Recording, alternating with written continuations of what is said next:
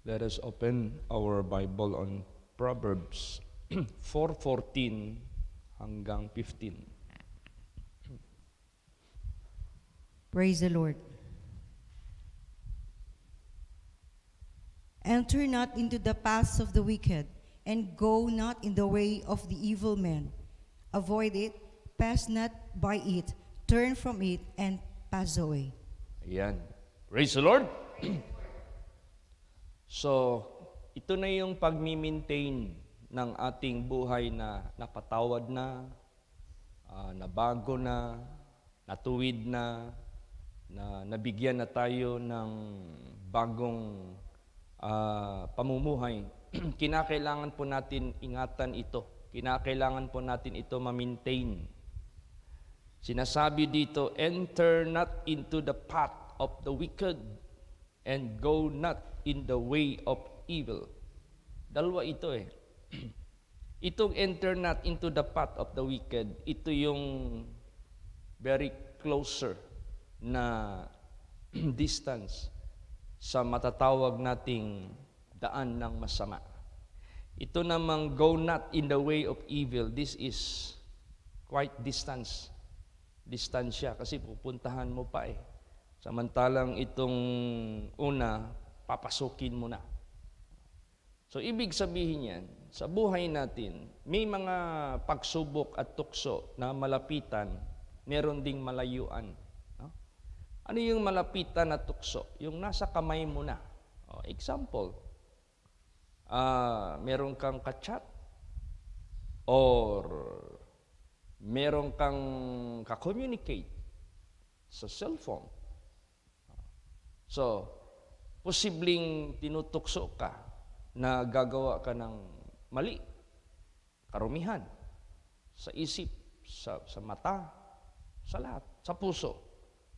Huwag mong pasukin yan. Do not enter into the path of the wicked. Praise the Lord. Ganun. Yung very close na temptasyon ba? Huwag mong pasukin.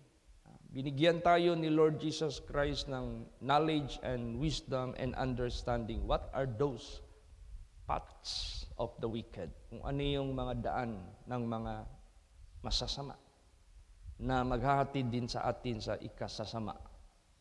Go not in the way of evil. Ito yung pupuntahan mo pa. So this might be an invitation to go somewhere with those evil workers. No? Ito yung mga invitasyon na alam mo na magkakasala ka doon. Palagay natin yung mga former classmates mo, tapos nag-i-invite sa'yo na magpunta kayo sa disco o magpunta kayo sa tinatawag na nightclub. O ganang pumunta, ay alam mo naman, anong gawin nyo doon sa nightclub? Ay alangan mag-prayer and fasting kayo doon. Alam mo naman disco, anong gagawin mo doon sa disco? Alangan man magkakaroon kayo doon ng place ng praise and worship. Siyempre, these are the places wherein vices is being practiced, worldly pleasures are being done. O, alam mo na, huwag ka nang pumunta. So yun yung mga bagay-bagay. So, hindi naman natin pwedeng maiwasan ang mga ganyang klaseng mga pagsubok o tukso sa buhay. Kasi sadyang darating yan talaga sa atin. Kung si Lord Jesus Christ nga itinukso, tayo pa kaya? Pero anong ginawa ng ating Panginoong Hesukristo? He never entered. Hindi siya pumasok dyan sa path of the wicked. Avoid it. Avoid. Ibig sabihin yan, turn down the invitation, or yung tinatawag na enter not into the path of the wicked. Ibig sabihin yan, automatically avoid it. How? Siyempre, iwasan mo. Tanggalin mo. Avoid mo. Avoid it, pass not by it. Huwag mong daanan talaga yan. Turn from it, lumiko ka. And pass away. lumayo ka na. So yan yung mga tinatawag na safety measure na tinuro ng Diyos sa buhay natin. Bakit? Sinabi ni Lord Jesus Christ, watch and pray that ye enter not into temptation, for the spirit is willing, but the flesh is weak. No? Nandito pa tayo sa flesh. Yung flesh natin is mahina. Kailangan talaga maging watchful and prayerful for what purpose? To avoid. Watchful and prayerful, what purpose? That you may not enter into the path. That you may not go into the way of evil. So, wag nating hintuan ang pagiging watchful at pagiging prayerful. God hath not given us the spirit of fear, but of power, love, and of a sound mind. Meron pa tayong sound mind, hindi pa tayo kayang uto-utoin ni Satanas. Hindi tayo kayang bula-bulahin ni Taning. Meron pa tayong awareness, meron tayong consciousness, meron tayong Spirit of God, meron tayong righteousness of God. Hindi tayo kayang baliktarin ng masamang espiritu. So we have to maintain this, we have to keep this always sa buhay natin. Sometimes, may mga sinners. Sino ba itong mga sinners? This might be backsliders. Kasama natin noon na nag-backslide at namuhay na sa pagkakasala. Or this might be our friends, old friends, never been Christianized, never been born again. Nandyan pa rin sila. So sometimes, ito sila yung mag-i-entice sa atin. No? Anong mag-entice sa atin? Yung bang mag-akit. So anong gagawin natin? Basahin natin Proverbs 1:10. Praise the Lord. My son, if sinners entice thee, consent thou not. Yan. Consent thou not. Ano ba yung consent? You approve. Ano ba yung consent? You abide with them. Ano ba yung consent? You agree with them. Wag. Wag kang mag-consent pag i-entice ka ng sinners. Diba? Na-experience ko rin yan nung nasa Manila pa ako. Na yung sinner talaga yung babae na yon. Bakit? Siyempre, hahamonin ka ng gagawa ng kasalanan sa harapan ng Diyos. So, ibig sabihin yan, that lady was a sinner. Baka nagawa niya yan sa ibang lalaki. Pang-ilan na kaya ako noon. Pero, huwag kang magbigay ng consent. Do not agree, do not approve. Vice versa yan. Pwedeng babae ka, lalaki ang gagamitin. Pwede ring lalaki ka, babae ang gagamitin. Nandoon ako sa Manila lalaki ako, lalaki ang ginamit ng masamang espiritu. Nung sumasakay ako ng bus papuntang Batangas, merong isang, alam mo naman, bakla doon sa harapan ko, nagkaharapan kasi kami. Nagpapakita siya sa akin ng tinatawag na enticing move. Nasasama ako sa kanya. Pagbaba niya ngayon doon sa Batangas, akala niya sasama ako. We have the same destination. Ginaganon-ganon niya pa yung pitaka niya. May marami daw laman. So I did not give into that invitation or seducing or enticing move of the enemy. So, ibig sabihin yan, kung ano-ano na lang gagamitin ng kaaway. Wala na siyang pinipili. Kaya sa buhay natin, handa tayo magkaroon ng discretion, wise decision. Praise the Lord. Kasi yung mga oras na yan, kailangan yung decision mo O kailangan huwag kang magkamali. Ano pa? Proverbs 1:15. Praise the Lord. My son, walk not thou in the way with them. Refrain thy foot from their path. Yes, umiwas ka. Huwag kang magbigay ng even a single % of consent, a single % of approval, then a single % of agreement with them. Kasi pag ginawa mo yan, mahihila ka nila. So, pag sinabing refrain, iwas ka na. Right away, automatically. Praise the Lord. Wag nating tularan yung naprehan ko doon sa Malaysia. Isang lumpo, naka-wheelchair. Pero anong sabi niya sa akin? You know, I used to go to cabaret. I used to go to disco houses. What are you doing there?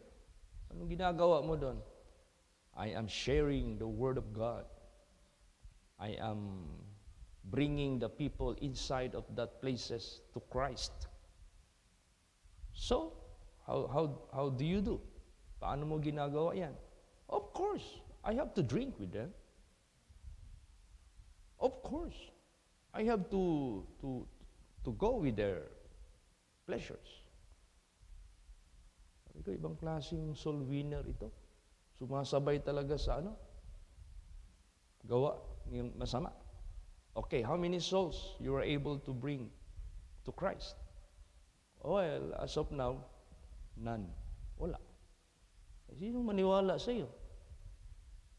So, ibig sabihin yan, posible alibay niya lang yun sa misis niya. Or alibay niya lang yun sa pastor niya. When in fact, hindi niya na-apply ang tamang decision na binigay ng Diyos sa buhay natin. Praise the Lord. Para bang rescuer ka. Pag merong victim or patient na nandyan sa harapan mo, and it was situated the other side of the road, ikaw nandito naman sa front na road, yung isa nandoon sa kabila. Ikaw na mag-rescue, hindi pwede na automatically puntahan mo na kaagad siya, tulungan mo na siya. Unahin mo muna yung sarili mo. Safe ka ba pupunta doon? Kung sakaling pupunta ka doon, wala kayang mga sasakyan, kasi road yan eh. Wala kayang mga sasakyan dyan na mabilis na hindi mo kayang iwasan kung sakaling malapit na. So, you have to think first of yourself, whether you are safe or secured. Paano ka makawin dyan kay Kristo? Natamaan na nga sila ng mga, wounded na nga sila ng mga bisyo nila, wounded na nga sila ng mga kasalanan nila. Tapos, magpa-wound ka pa kasama nila. Paano? Disable ka na nga sa spiritual. Paano mo pa maligtas sila? So, dito ka, safe ka. Huwag kang mag-join sa kanila. Kaya, napaka-importante talaga, refrain from all these things. Hindi yan ang right place for you to share the Word of God. Merong ibang panahon. Praise the Lord. Kaya, kailangan natin ang discretion. Wise decision. Basa, Proverbs 2:11 and 12. Praise the Lord. Discretion shall preserve thee, understanding shall keep thee, to deliver thee from the way of the evil man, from the man that speaketh forward things. Yan. Sometimes these evil men, ginagawa nila ang approach nila sa mga anak ng Diyos without their knowledge, without their awareness. Kaya nga, siyempre, babad sila sa kasamaan eh. Minsan, ang approach nila sa atin out of their kindness, out of their good intention, kasi ititreat nila tayo sa mga vices na yan, ititreat nila tayo sa mga worldly pleasures na yan. Minsan, ang akala nila, they have showed to us a very good kind of favor or opportunity na ma-enjoy mo rin yung na-enjoy nila. Tayo naman na nandito kay Lord Jesus Christ, meron tayong wisdom eh. So, kailangan ipakita mo yung meron kang discretion. Alam mo ang how to handle the life which is in Christ Jesus, which is holiness and righteousness. O di, kailangan meron kang understanding at the same time. Understanding is to depart from evil. Hindi naman siguro masama i-turn down mo yung invitations nila. At dyan na nga sila mag-isip-isip, ano ba taong ito? We are bringing him to a very comfortable and pleasurable situation. And yet, he keeps on refusing and refusing. Ano ba talaga ang ideology or belief ng taong ito? So, that's the time they will start to think. And they might be asking you question. O dyan, pwede ka nang papasok dyan kung magtatanong sila. Praise the Lord. O, di ba? Sa pag-refuse mo, hindi naman ibig sabihin na you turn down their salvation na ma-save. But, meron kang tinatawag na understanding. Depart from evil. Meron kang wise decision or discretion para mag-preserve sa iyo. Refrain from all the path of the wicked. Avoid, pass not by it, and turn not. Di ba? Praise the Lord. O di ibig sabihin yan, preserve ka pa, maging ilaw ka pa sa kanila. Preserve ka pa, maging liwanag ka pa sa kanila. So, ganun po ang paraan ng ating Panginoong Diyos. Siyempre, yung mga tao na yan, unaware yan sila. Hindi nila yan alam. Hindi pa sila enlightened. Hindi pa sila naliwanagan. That was our life before also. Yan din yung buhay natin noon. Kung ano yung mga gawa nila at this time na hindi pa sila naliwanagan. Yan din yung gawa natin before tayo naliwanagan. So, ibig sabihin yan, i-pray natin na bigyan sila ni Lord Jesus Christ ng liwanag through us, maliliwanagan sila. Praise the Lord. So, ganun ka-importante. Kung meron man tayong dadaanan na way, ano yun? Basa. Proverbs 9:6. Praise the Lord. Forsake the foolish and live and go in the way of understanding. Yes. Takwil mo yung mga foolish. Mabuhay ka. Di ka mamatay. Minsan kasi yung ibang mga lalaki, hindi na makahiwalay sa barkada. Kahit masamang impluensya, kahit masamang mga bisyo, hindi na makahiwalay para ng linta na nakadikit. Akala nila hindi sila mabubuhay without those barkadas. No. Separate from evil companion and you will live. And as much as possible, you might bring them also with you. Madala mo pa yan sila. Praise the Lord. Ito kasing companionship, malaking impact sa ating buhay. Malaking malaking contribution na idudulot sa buhay natin ang pakipagkaibigan, kasamahan o barkada o ano. Basahin natin. Proverbs 13:20. Praise the Lord. He that walketh with wise men shall be wise, but a companion of fools shall be destroyed. Yes. Piliin natin ang ating magiging companion. Companion, it is not just a friend, but yan yung lagi mong kausap, yan yung lagi mong kasama, yan yung lagi mong makikita. So, ibig sabihin yan, be wise tayo sa companion na mangyari or friend. Kailangan yung taong wise na nag-iingat sa kanilang kaluluwa, yun ang samahan natin. Kinakailangan, huwag tayong maging companion sa mga fools because that will destroy you. That will destroy me. So, kahit hindi ka nakipagkaibigan ng tinatawag na personal na tao. Pero itong Facebook, pwede kang makabarkada dyan. Itong Facebook, pwede kang makipag-friends dyan. Mag-ingat tayo dyan. Praise the Lord. Baka maya-maya yung mga hilig na hindi mo dapat maging hilig as a Christian, as a son and daughter of God, yung hilig ng mga non-believers, naging hilig mo na rin. O yung mga kinatuwaan ng mga non-believers, natutuwa ka na rin kasama nila. Ingat ka dyan. Ingat tayo dyan. Praise the Lord. Kasi magdi-destroy yan sa ating personality na nandito tayo kay Lord Jesus Christ. Pwede yang ma-destroy. Kaya minsan may makipag-friend-friend dyan sa akin. Lalaki man. Pero iba ang mga nationality. Sabi ko, hindi. Tapos tatanungin ka pa, babae ka. Nanghanap lang pala ng babae ito. Tingnan mo. Yung mga taning na mga naghahanap lang ng lustful events. Kaya mag-ingat sa mga nag-a-approach sa atin na kunyari makipagkaibigan pero iba ang nasa loob ng kanilang utak, ng kanilang isip. Avoid them. Praise the Lord. Minsan, papakitaan ka ng mga magagandang picture, may mansion sila, may mga magagandang kotse. Ang dali lang kaya mag-copy-paste dyan sa mga mansion tsaka kotse, tapos ilagay mo lang sa profile mo.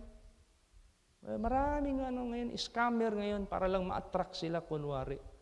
Para magkakaroon ka ng interest sa kanila, pero sila pala ang may interest sa iyo sa masamang interest. So be careful. Bakit? Itong communication, this is very vital na huwag tayong pabasta-basta. Basa, 1 Corinthians 15:33. Praise the Lord. Be not deceived.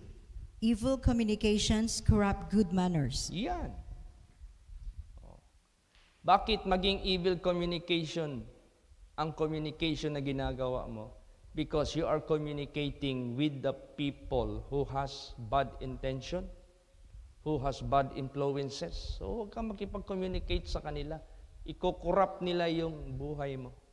Wala. Tingnan mo yung ibang lalaki, hindi marunong mangabit, nagtrabaho, nakasama sa trabaho, palakiro, nagkwento, nag-share sa kanyang experience. Natuto, nagkaroon ng idea, nagkaroon ng interest. O tingnan mo. Maya-maya, ala na. Di na umuwi na isaktong oras sa bahay. Maya-maya, marami ng excuses. Kunyari, na-assign sa ibang probinsya, pero hindi pala. Kalukuhan pala ang ginagawa. Ibig sabihin yan, evil communication will corrupt your personality. Sisirain nila yung being a good husband, being a good children or son and daughter of God. Pwedeng sirain yan. Pwedeng i-invade niya tayo. Kaya careful tayo sa mga communication na yan. At mag-ingat tayo sa mga vain words, yung mga salita na walang kwenta, huwag nating patulan, huwag nating sakyan. Basahin natin yan. Ephesians 5:6. Praise the Lord. Let no man deceive you with vain words, for because of these things cometh the wrath of God upon the children of disobedience. Yes. Ano yung vain words na yan? Yan yung mag-akit sa atin sa disobedience. Kunwari, approach sa iyo, maganda, okay. Pero pag tingnan mo sa patutunguhan, uy, ano ito direction ito sa mga rebellious Direction ito sa gawa ni Datan, Kora, Abiram Uy, direction ito sa gawa ni, sino ba yung nagrebelde dito against his father? Yung anak ni David, sino yan? Absalom. Oo. You see, huwag kang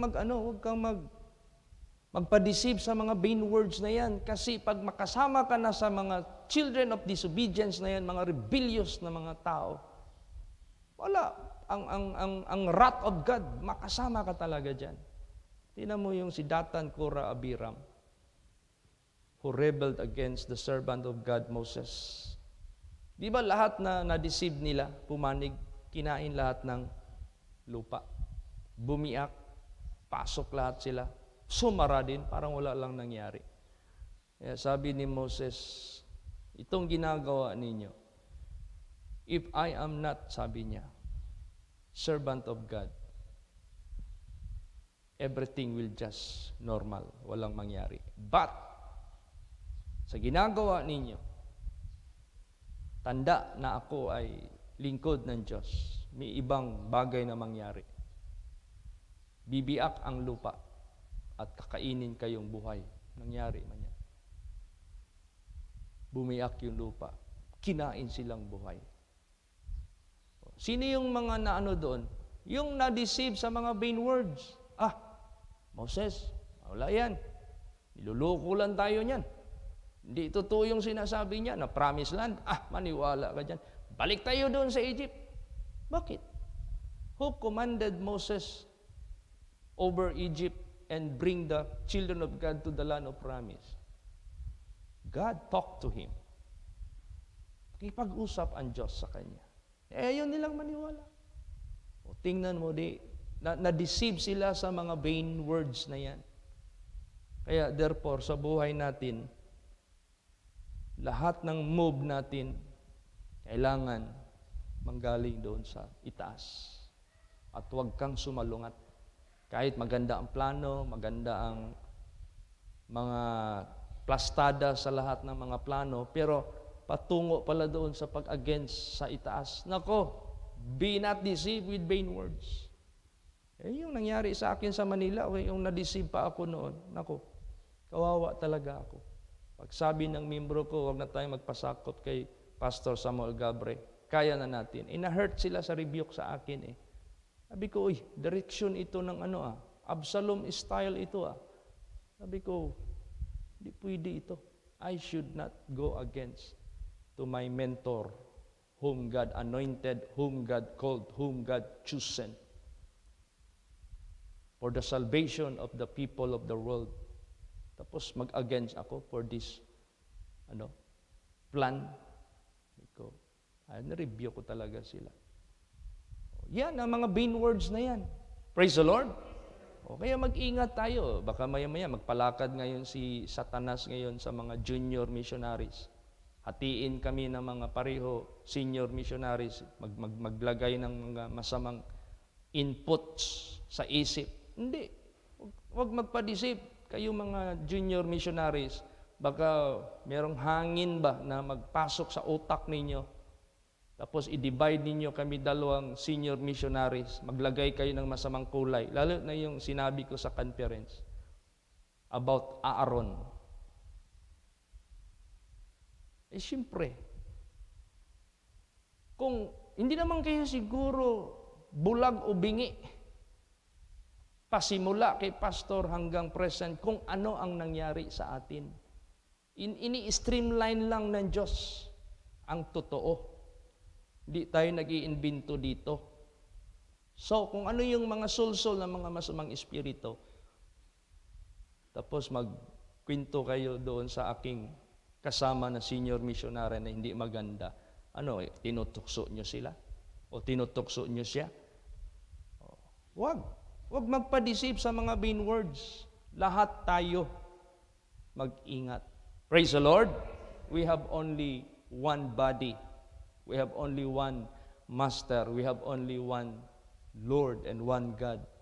Our Lord Jesus Christ, na siya yung nag-organize sa atin lahat. Doon tayo mag-conform sa Kanya.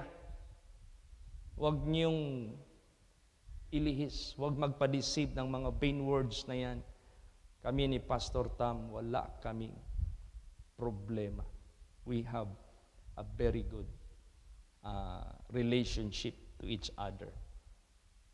What is mine is mine. What is for him is for him. Kung ano yung binigay ni Jesus sa akin, ano yung binigay sa Kanya, lahat.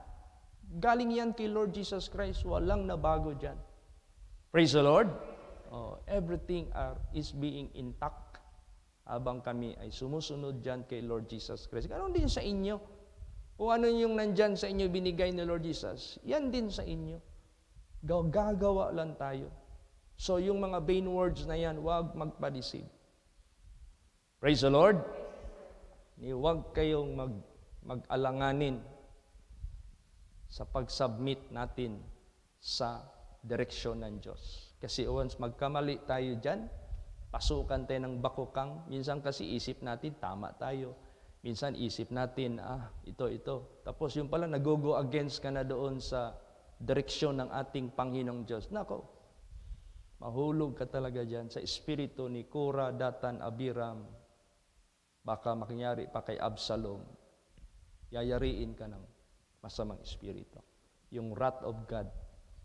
Imbis, walang wrath of God. Merong wrath of God darating sa buhay ng tao. Kaya, be not deceived with vain words. Lalot na ang Diyos, hindi natin kayang basa, last verse. Galatians 6:7.